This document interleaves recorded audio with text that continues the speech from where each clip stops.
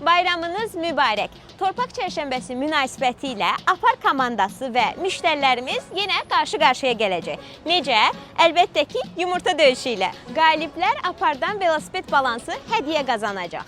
Amma diqqətli olun, bəzi yumurtalar çiğdir. Əgər çiğ yumurtanı seçsəz, Apardan 36 manat dəyərində velosiped abunəliyi hədiyyə qazanacaqsınız.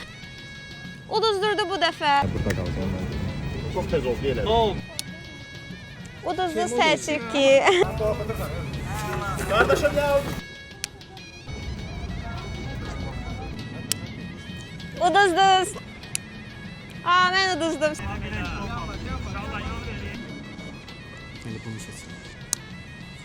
Mən pes var oldum. Siz uduzdunuz. Mən uduzdum. Mən uduzdum və siz qalib gəldiniz. Təbrik edirik sizi. Buyurun, Apardan velosiped balansı hədiyyə qazandınız. Sağ olun.